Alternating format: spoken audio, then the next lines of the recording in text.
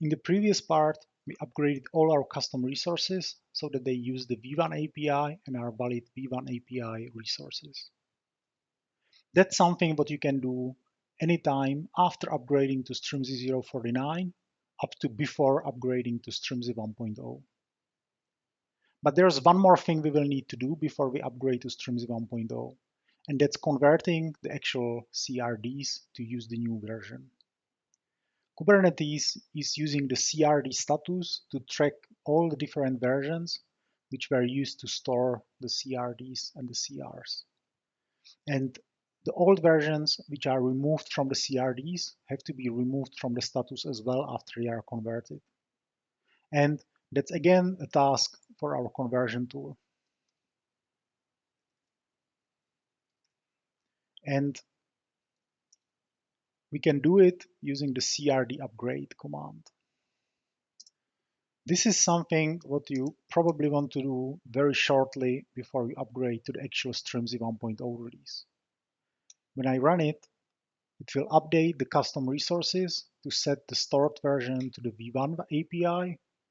Then it will update all the Strimzi custom resources to make sure they are actually stored as the V1 API resources. And then finally, it will remove the old versions from the CRD status. And once that's done, then we are ready to install the 1.0 version.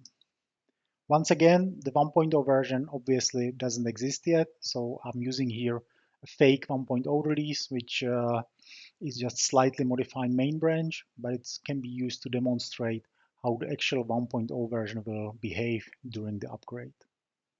Again, I do just a simple kubectl apply, and you can see that it installed the updated custom resources, which now actually don't contain anymore the V1 Beta 2 version. We can, for example, have a look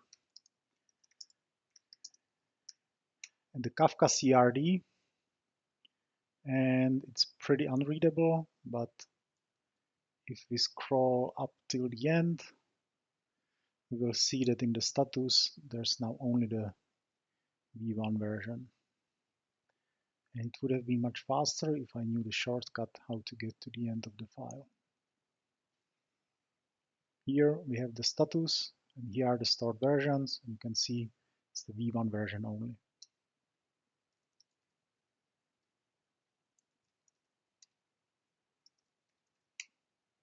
When I check what my pods are doing,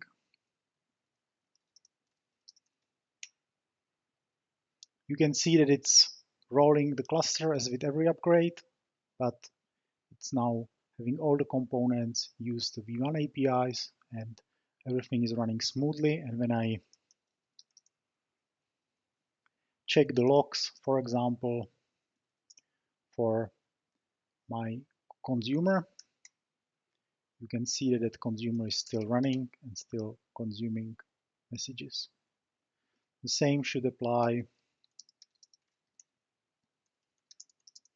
when I check my connect cluster, where I have a connector running, which is just logging the messages it receives. And you can see that it continues working as well. So that was the upgrade to the Strimzi 1.0 release, which is pretty simple. If you would need to downgrade, you can pretty easily downgrade to, for example, the Strimzi 051, 050, or 049, but you will not be able to easily downgrade to the older versions such as Strimzi 048, because that would require, again, to upgrade the CRDs, and this time remove the V1 version from there so that they have only the V1 Beta 2 version. But that should not be needed. If you will need downgrade from the 1.0 release, you will probably downgrade to 051 or 050 or 049. And that's it for this part. Next time, we will have a bit closer look at the expected timelines.